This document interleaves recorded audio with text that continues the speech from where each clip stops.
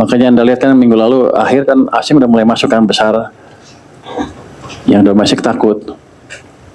Ya agak aneh, asing masuk rupiah melemah. Orang nuduh saya tuh itu kebijakan Menteri Keuangan, ya kan, mendikte perbankan untuk naikin bunga deposito dolar ke 4%. Agak dekat Pak, mic-nya agak. Ke 4%. Oh, suara kurang keras ya. Iya. Jadi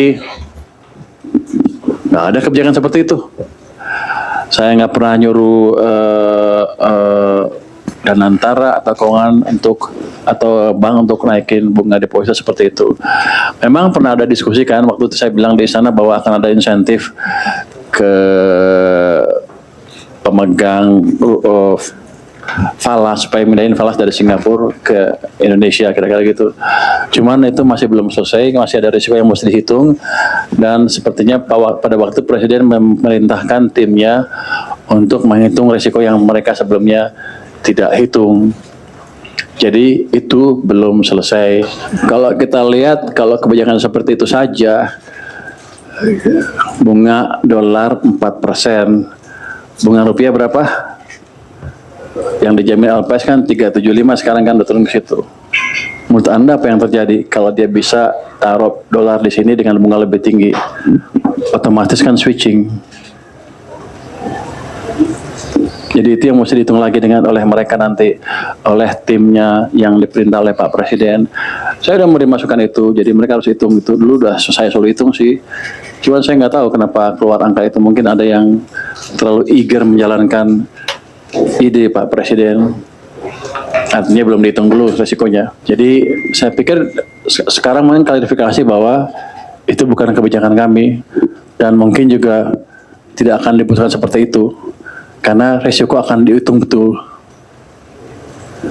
Jadi dengan Pak Ferry yang ngomong, ya Pak Ferry jalan kebijakan biasa seperti sesuai dengan wewenangnya.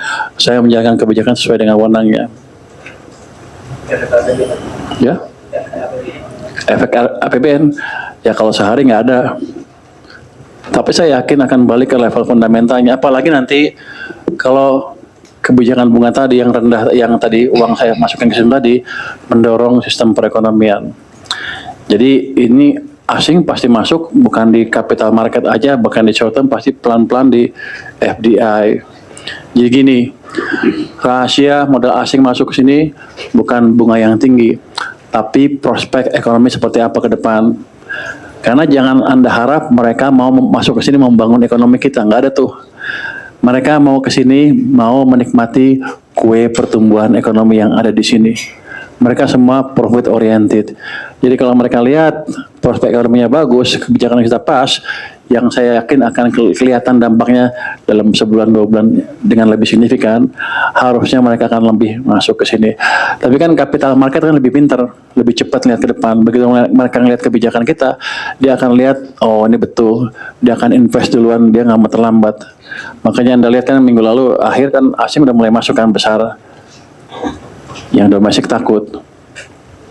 Ya agak aneh, asing masuk rupiah melemah. Karena yang tadi ekspektasi yang berbeda dari pelaku pasar domestik. Apalagi Anda hembus-hembuskan, media hembus-hembuskan kan, oh bunga akan 4% dolar, itu otomatis men-trigger keinginan untuk switch dari rupiah ke dolar. Jadi manusia itu kalau kita lihat ya, yang mendrive mereka kalau business entity itu profitability. Sama perusahaan begitu, Anda juga begitu, orang juga begitu.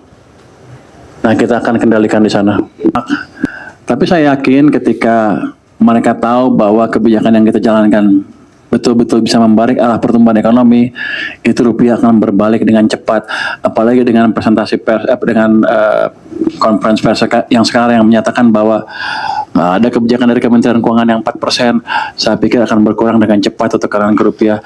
Di samping itu BI juga sesuai dengan wewenangnya menjaga nilai tukar dengan agresif, dengan sungguh-sungguh, dengan apa? Sesuai dengan peran mereka. Saya pikir nggak lama akan balik lagi. Mungkin pertengahan minggu depan juga udah balik. Ini kan kita baru konferensi pers sekarang, Anda baru kebaca koran, nanti sore market udah tutup kan, Senin baru mulai ini, Selasa, Rabu mesti udah balik ke level yang ini. Hitungan saya yang jelas gini, fondasi ekonomi kita akan membaik terus ke depan. Kita menjalankan kebijakan untuk mendorong ekonomi, enggak main-main. Bank Sentral juga sinkron dengan kami, tujuannya sama, menjaga stabilitas ekonomi dan menciptakan pertumbuhan yang lebih cepat supaya kita semua kaya bareng-bareng lah gitu. Amin.